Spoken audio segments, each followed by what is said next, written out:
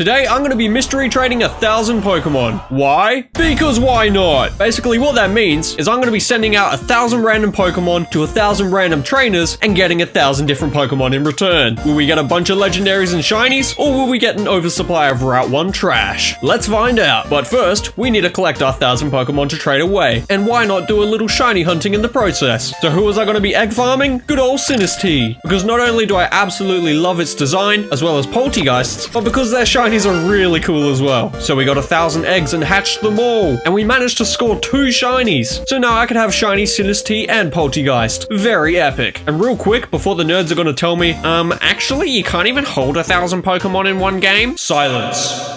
With the use of Pokemon Home, I could easily manage the 1,000 Pokemon we were going to be getting in return for all our Sinistee. Anyway, it was time to start the trading. And to be completely honest, I didn't really do anything at all. The whole process was automated. But how? Basically, a few years ago, I bought this device which automates input into your Switch for farming stuff in games. And one of those options includes Wonder Trading, meaning I can just leave my game on overnight and whilst I'm at work, and it will still be trading away all my Pokemon. This was the most useful thing ever, because setting up a Wonder Trade could take anywhere between 1 to 3 minutes, sometimes even longer. And with 1,000 Pokemon, it would get very repetitive and lengthy quickly. So thank you, wonderful Switch input hacking device. Very cool. Now, with all 1,000 Sinistee gone, I was hyped up to see what had taken their place. So let's start with the cool stuff. How many shinies do you think I managed to get? 1, 5, 10 maybe? Not even close. Out of 1,000 trades, I got 56 shinies. That is over 1 in 20 trades giving me a shiny, which is absolutely insane. If you want quick and easy shinies, just start Wonder Trading.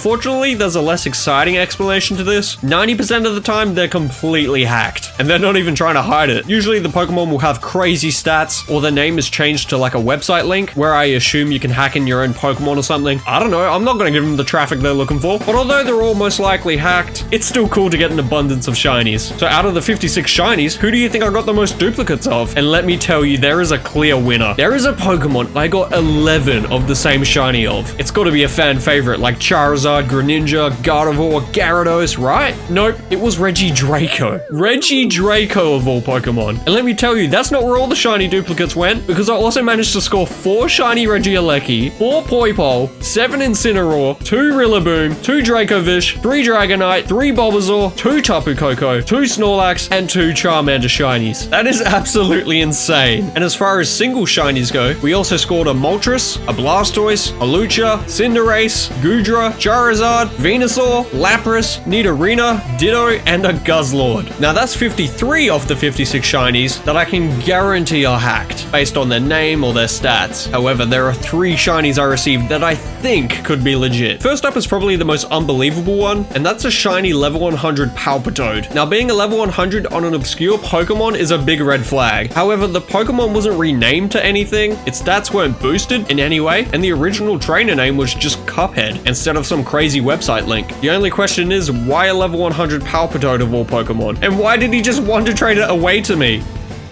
Next up is a shiny Vanillix. It's only level 46, and like the Palpitoad, no rename, no crazy stats, and an original trainer name of just Bree. So thank you, Bree, for this probably free legit shiny. Very cool. And finally, we have a newly hatched level 1 Sphere from Abizab. Either they were generous enough to Wonder Trade me a new shiny they just got, or they thought their Sphere was diseased and went from blue to purple, wanting to get rid of it instantly before it infected them. So yeah, if you don't mind hacked shinies, Wonder Trade away. But we aren't done here. There are still quite a few cool things to point out. 9 of the Pokemon I received were transferred into Sword and Shield through Pokemon Go. I received 7 Pokemon with the Pokerus virus, which is a very rare thing a Pokemon can have that doubles their effort values gained after battles. However, 6 of the 7 of them were manually put on, as they were on the hacked shinies. But there is this one legit infected Grookey I got though. Poor little monkey caught the virus. And as far as legendaries go outside of the shinies, I also managed to get 2 Galarian Zapdos, 1 Galarian Articuno, 1 Spectrier, and 1 Glastrier, of which they were all hacked as well, sadly. Now, for probably my favorite part of trading, it's time to look at some of the nicknames other trainers have given their Pokemon. Some of them are hilarious, some of them are wholesome, and some of them make absolutely no sense. So here are my fan favorites I received. We've got Fudge Eggy, the Shellos, Money Money, the Zigzagoon, Victini,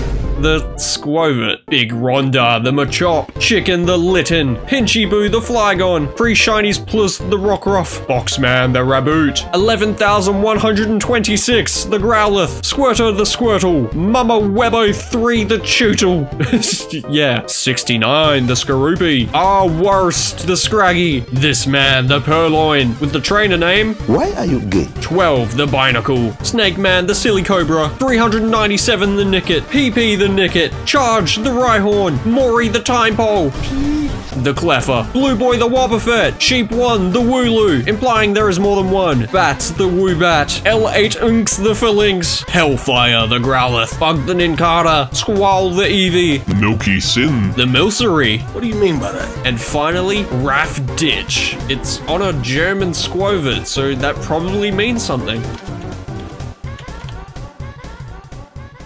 Get it.